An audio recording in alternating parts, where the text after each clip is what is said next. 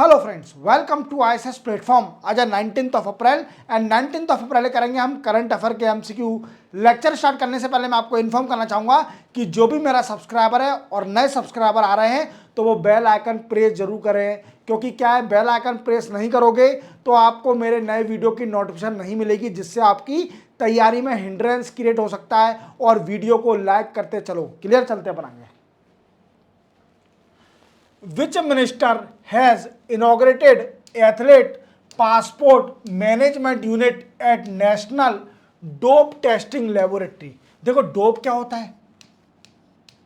देखो आपने कई बार सुना होगा, जो स्पोर्ट्स पर्सन होते हैं, स्पोर्ट्स पर्सन वो कई सारे कभी कभी ड्रग्स ले लेते हैं।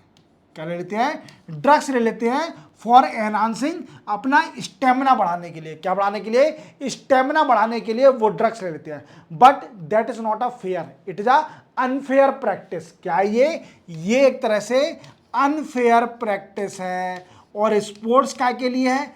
स्पोर्ट्स का मेन मोटिव यही है कि लोगों में ह्यूमन का डेवलपमेंट हो, हेल्थ का डेवलपमेंट हो, इवन इक्वल कंपटीशन हो अमॉन्ग दी कैंडिडेट। क्लियर। अब वो क्या करते हैं, कुछ प्लेयर ड्रग्स लेके अपना स्टेमिना एनहांस करके उस दूसरे अपोजिट प्लेयर को हरा देते हैं बाय अनफेयर प्रैक्टिस। क्लियर। तो क्या है, इसको रोकने के लिए एंटी डोपिंग एजेंसी भी है at international level as well as national level. Clear.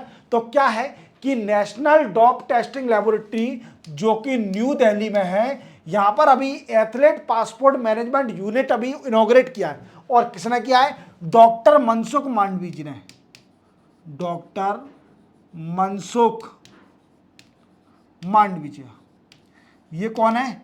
ये यूनियन मिनिस्टर हैं, यूनियन मिनिस्टर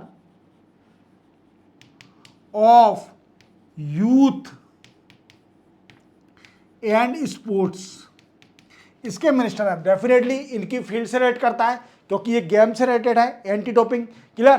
तो इन्होंने क्या किया है, अभी इनॉग्रेशन किया है लेबोरेटरी में एथलेट पासपोर्ट मैनेजमेंट यूनिट। अब ये क्या करेगी यूनिट? देखो ये क्या करेगी, ट्रैक करेगी, ट्रैकिंग एथलेट बायोलॉजिकल मार्कर। ये क्या करेगा? Biological marker. इससे क्या होगा कि एंटी डोपिंग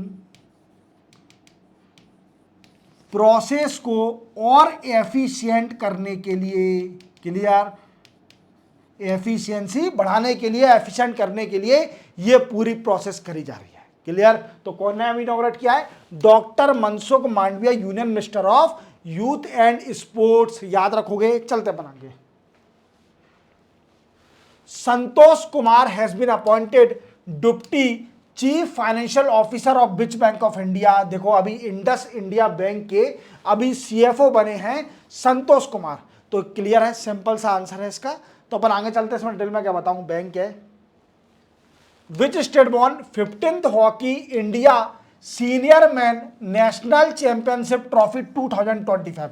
ये पूछ रहा है कि बताइए 15th हॉकी सीनियर मैन ये हॉकी चैंपियनशिप किसने जीती। देखो ये किसने जीती है, ये जीती है पंजाब ने।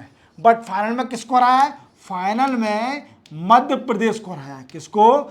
एमपी को हराया है। और फाइनल क्या हुआ था? फाइनल हुआ था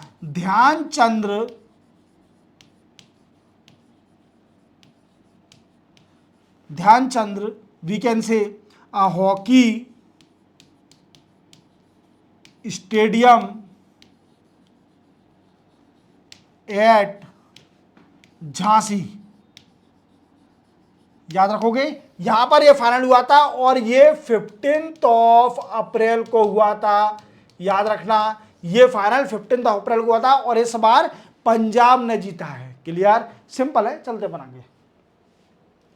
विच state union territory has launch e Sehat app for digital health care access. देखो क्या है कि आप जानते हो कि अभी हेल्थ का बड़ा इशू है। क्लियर। बट क्या है कि गवर्नमेंट ने जब टेक्नोलॉजी एनहांस हो गई है तो गवर्नमेंट क्या चाहती है कि जो सेहत है, जो भी हेल्थ है, वो भी डिजिटलाइजेशन होना चाहिए। कैसे होगी? जब टेलीमेडिसिन ये क्या होता है? देखो, अगर कोई पेशेंट बीमार है तो वो डायरेक्ट फोन से कंसल्ट कर सकता है डॉक्टर से, ये भी डिजिटलाइजेशन है, टेलीमेडिसिन। क्लियर? तो क्या है, जम्मू एंड कश्मीर ने, जो कि यूनियन टेरिटरी है, इन्होंने अभी एक ऐप लॉन्च करी है, ई सेहत ऐप। इसका मेन मोटिव है कि हेल्थ केयर को एनहांस करना बाय डिजिटलाइजेशन, याद रखोगे। और टेलीमेडिसिन मैंने बताया आपको, टेली हेल्थ, टेलीमेडिसिन, डॉक्टर से टेलीफोन पे कंसल्ट कर सकते हो, that is called electronic Sehat app. Clear? चलते अपन आगे। Which country has been elected to lead Interpol newly established committee on governance. देखो क्या है कि अभी इंटरपोल ने एक नई कमेटी बनाई है, कमेटी ऑन गवर्नेंस, जिसका मेन मोटिव है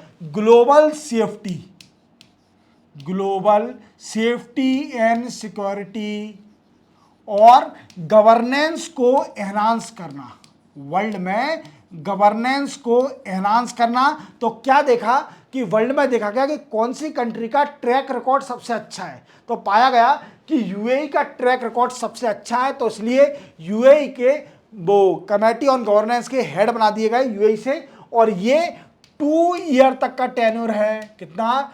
2 ईयर तक का टेन्योर है। क्लियर? चलता बना गया। Recently which city shehnai got GI tag. देखो सेनाई, कौन सी सेनाई को जीआई टैग मिल गया है? क्लियर? Geographical indication. क्या है? ज्योग्राफिकल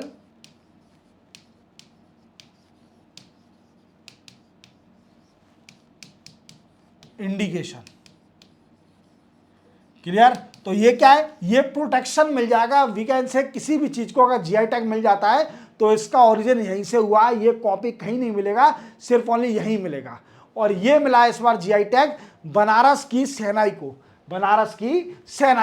और बनारस की सेनाई कौन बजाता है? बिस्मिल्लाह खान साहब बजाते हैं। कौन? बिस्मिल्लाह खान साहब। तो उसको मिल गया है जीआई टैग। तो बनारस कभी भी जाओ तो बनारस की सेनाई जरूर लेके आओ, क्योंकि वो उसको जीआई टैग है। शायद अलग आप बजाती हो। चलते बनाएंगे। India first ATM install in which train of India. देखो ये बड़ी इंपॉर्टेंट न्यूज है।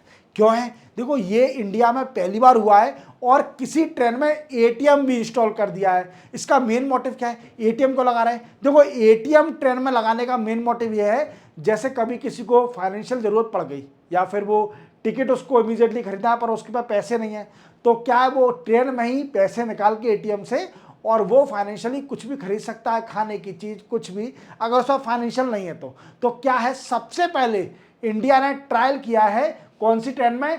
पंचवटी एक्सप्रेस में। पंचवटी एक्सप्रेस जो कि महाराष्ट्र की है। कहाँ की है? महाराष्ट्र की है। क्लियर? याद रखोगे। तो इस समय सबसे पहला एटीएम लगा है पंचवटी एक्सप्रेस ट्रेन के अंदर। चलते बनाएंगे। Which organisation of India has launch report on India hand and power tool export. क्या है कि अभी नीति आयोग ने क्या किया है कि रिपोर्ट पब्लिश करी है जिसका नाम है India hand and power tool export. अब इस समय यह बताया है कि जो हैंड है और पावर टूल है इसका मार्केट कितना है और इंडिया को कितना मार्केट तक एक्सपोर्ट करना चाहिए और इसका मार्केट कितना एनहांस होगा। तो देखते हैं अभी अपन। देखो अगर ग्लोबली अगर देखा जाए तो क्या हैंड एंड पावर टूल का मार्केट है $100 बिलियन और ये एक्सपेक्टेशन लगाया जा रहा है कि 2035 तक इसका मार्केट पहुंच जाएगा $190 बिलियन। कितना? $190 बिलियन। और इंडिया को क्या करना चाहिए? देखो इंडिया को एक काम करना चाहिए। इंडिया इस रिपोर्ट में बोला गया है कि इंडिया को भी इसी पर फोकस करना चाहिए, जिससे क्या हो, इंडिया का $25 बिलियन का एक्सपोर्ट एनहांस हो जाए। क्लियर? याद रखोगे। इस रिपोर्ट में ये बोला गया है। तो इंडिया का हैंड एंड पावर टूल में एक्सपोर्ट एनहांस करने के लिए नीति आयोग ने ये रिपोर्ट पब्लिश करी है। चलते बनाएंगे। Which state CM has inaugurated Amravati airport. देखो अभी महाराष्ट्र के सीएम है देवेंद्र फडणवीस। देवेंद्र फडणवीस ने अमरावती एयरपोर्ट अभी इनॉग्रेट किया है और यहां पर इन्होंने एक और अनाउंसमेंट किया कि यहां पर we can say south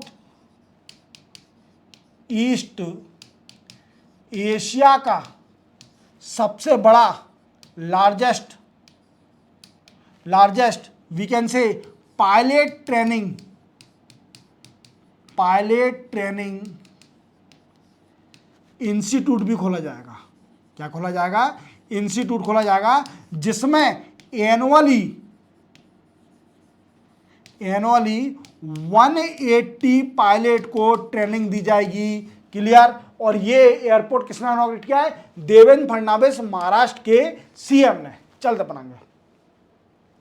which days observe as a world heritage day 2025। ये पूछ रहा है कि बताइए वर्ल्ड हेरिटेज डे 2025 किस दिन ऑब्जर्व किया जाता है? हेरिटेज क्या है? अपनी देखो ताजमहल, जितनी भी हेरिटेज चीजें हैं, और it is a responsibility of every citizen of India to protect the heritage site.